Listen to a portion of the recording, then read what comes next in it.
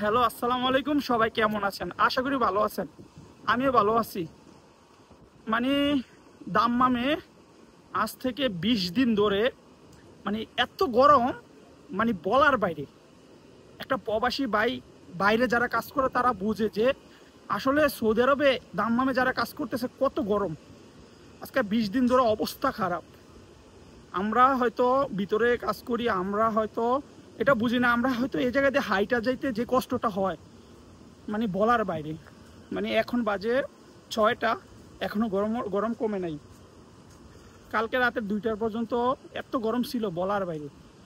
মানে কি বলবো, বলার ভাষা নাই।